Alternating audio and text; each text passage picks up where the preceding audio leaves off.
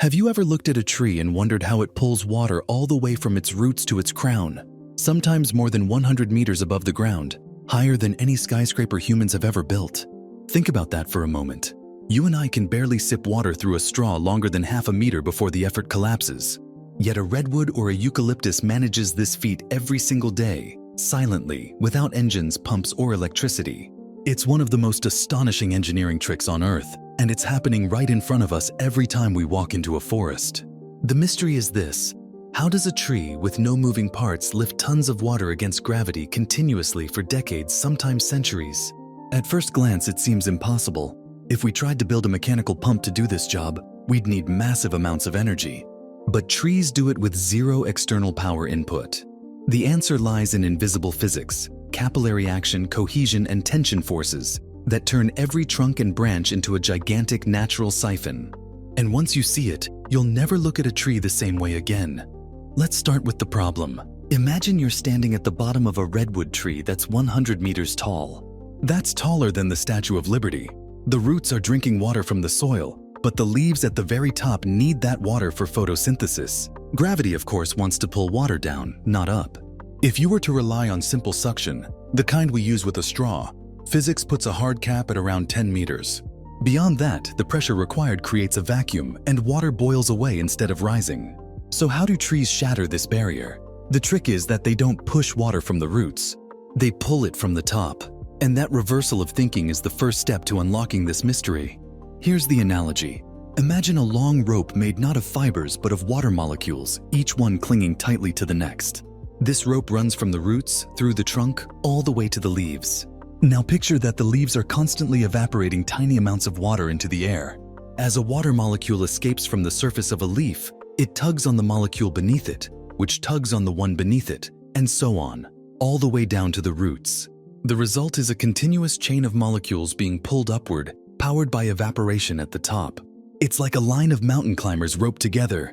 When the one at the top ascends, everyone below gets pulled up a little. The tree doesn't need to push from the bottom, it only needs to maintain the integrity of that rope. But how do those ropes form in the first place? This is where capillary action comes in. If you dip a thin straw into water, you'll notice the water climbs up the tube by itself. That's because water molecules are attracted to the walls of the straw and also to each other. The narrower the tube, the higher the water climbs. Trees exploit this principle on a massive scale. Inside every trunk are millions of microscopic tubes called xylem vessels. They're thinner than a hair, yet together they form a vast network.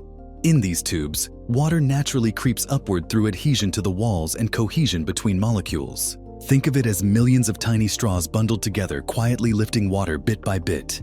Now combine this with the pulling effect from evaporation at the leaves, a process scientists call transpiration. Transpiration is like an engine running at the very top of the tree, powered not by electricity, but by sunlight. When the sun heats the leaves, water molecules escape into the air as vapor. Each departing molecule pulls on the chain of water beneath it. Multiply that by millions of pores in the leaves, and you've got a powerful, continuous upward pull. This is known as the cohesion tension mechanism, and it is one of the most elegant pieces of natural engineering ever discovered. Let's pause for a wow moment.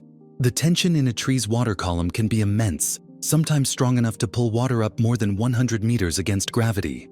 And remember, this is happening in tubes narrower than the width of a human hair. No pumps, no pistons, just physics. In fact, the water inside a tall tree can be under negative pressure, stretched like a rope under tension. It's as if the tree is holding an invisible vacuum inside its body, yet the water doesn't snap. The molecules cling together tightly enough to resist breaking. That's cohesion at work.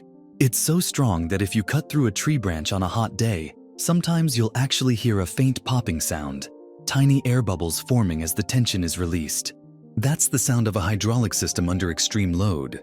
To make this less abstract, let's use a household analogy. Imagine paper towels soaking up a spill. The liquid climbs into the fibers without you lifting a finger. Now imagine that process scaled up 1 billion times, connected into a chain, and powered by the evaporation of sunlight-driven heat. That's a tree's daily life. Every second, liters of water are being pulled upward drop by drop until they reach the highest leaves. And here's the kicker. This process doesn't just move water. It also transports essential nutrients dissolved in that water, minerals from the soil without which photosynthesis couldn't happen. The entire food chain from insects to elephants to humans depends on this hidden hydraulic system. There's another layer to the story. If water were less cohesive, if molecules didn't cling so tightly, trees taller than 10 meters would be impossible. Forests as we know them wouldn't exist.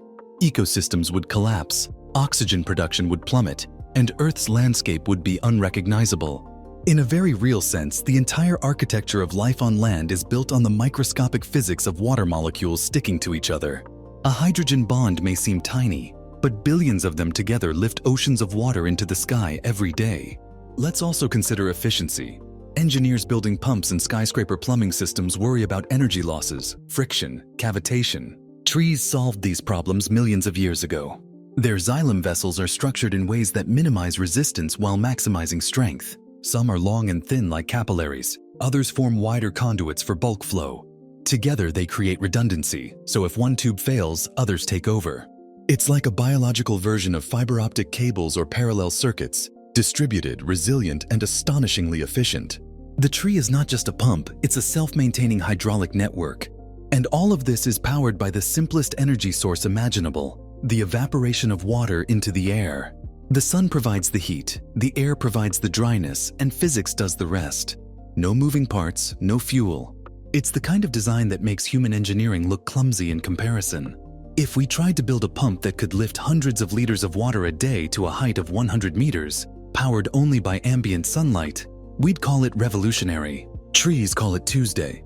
Now picture a forest. Every tree is running this system simultaneously. Collectively, forests pump so much water into the atmosphere that they help drive entire weather systems. The Amazon rainforest, for example, creates its own rain by recycling water through transpiration. In this sense, trees aren't just passive plants. They're active players in Earth's climate, shaping clouds, rainfall, even global circulation patterns. A forest is not just a collection of trunks and leaves, it's a planetary-scale pump, humming invisibly, shifting water between Earth and sky. And here's where the story deepens even further. If you zoom in on a single tree, you see a miraculous pump. If you zoom out to a forest, you see a climate machine. If you zoom out further to the biosphere, you realize that without these silent hydraulic systems, Earth would be a desert planet. That's the true Eureka moment. Something as ordinary as a tree trunk is part of a feedback loop that sustains breathable air, drinkable water, and livable conditions for us all. Trees don't just stand there. They work tirelessly with invisible physics every second of every day. And once you know this, a walk in the woods will never feel the same again. That towering oak or pine isn't just a piece of scenery. It's a skyscraper-scale machine, pulling water drop by drop, higher than human pumps can dream of, powered only by the sun and the laws of physics. The forest is alive with invisible plumbing, and every breeze you feel carries water that once climbed silently through a trunk. If that doesn't make you look up in awe, nothing will. And here's another mind-bending layer. Trees are not just individual pumps, they are networks. Roots of neighboring trees can actually connect underground, sharing water and even nutrients. Through a system known as the Wood Wide Web, fungi connect tree roots into a communal pipeline. Imagine not just one skyscraper pump, but an entire city of them, all linked, redistributing resources so that weaker trees can survive drought or shade. In this sense, a forest is more like a single organism, with thousands of mouths in the soil and millions of lungs in the leaves, all coordinated by invisible flows of water. This turns our idea of a tree from a lonely tower into part of a collective supermachine, regulating entire ecosystems. Now let's go back to the physics for a moment, because here's where the analogy gets even more fascinating. When you drink from a straw, you reduce the pressure at the top, and atmospheric pressure pushes the liquid upward. In a tree, there's no external atmosphere pushing water up 100 meters. Instead, evaporation creates tension, literally stretching the water column. If water weren't cohesive, that column would snap like a rope. But because water molecules stick so stubbornly to each other, they form one of the strongest continuous chains in nature. This cohesion tension mechanism is so counterintuitive that scientists debated it for decades. It almost seems impossible that water can be pulled like a solid rope. Yet experiments and measurements confirm it again and again. The next time you hold a glass of water, realize that the same invisible stickiness between molecules is what allows sequoias to rise into the sky. Let's make it practical. Why does this matter for us? Well, understanding how trees move water helps us understand climate change. When forests are cut down, the pumping system weakens. Less water is pulled into the air. fewer clouds form and rainfall patterns shift. In the Amazon, deforestation doesn't just remove trees, it risks collapsing the entire self-sustaining water cycle that feeds the region's rivers and even influences rainfall as far away as North America and Africa. By seeing trees as pumps, we begin to understand how crucial they are not just for oxygen, but for global weather. A single tree can lift hundreds of liters of water a day. A forest can move rivers into the sky. And when billions of trees work together, they become one of the planet's main climate engines. Let's take one last analogy. Imagine if humans tried to design an artificial version of this system. We'd need solar panels to provide energy, high-pressure pumps to lift the water, sensors to regulate flow, and filters to prevent clogs. It would be a massive industrial project with costs in the billions. Trees have all of that built in, encoded in their DNA, running flawlessly for hundreds of years without maintenance. A redwood is basically a self-powered skyscraper with a plumbing system more advanced than anything we've built. That realization should spark a sense of humility. And here's your personal Eureka moment. The next time you walk past a tree, don't just see it as background scenery. Imagine water racing silently up through microscopic straws, tugged upward by sunlight and evaporation, molecule pulling molecule in an unbroken chain. Picture a force strong enough to defy gravity every second of every day without motors or wires. That oak in the park, that birch by your window, is doing engineering that rivals our greatest inventions. The forest is not just alive, it's a living network of pumps, air conditioners, and climate regulators all working in harmony. And if this changes the way you look at trees, that's the whole point. Because science isn't just about knowing, it's about seeing the ordinary as extraordinary. A glass of water teaches you about hydrogen bonds. A tree teaches you about planetary plumbing. And the moment you connect those dots, the world suddenly feels richer, deeper, and far more astonishing. So if you felt a spark of wonder in this journey, let it grow. Give this video a like, share it with a friend who's ever leaned in the shade of a tree without realizing its hidden power, and subscribe to How It Actually Works.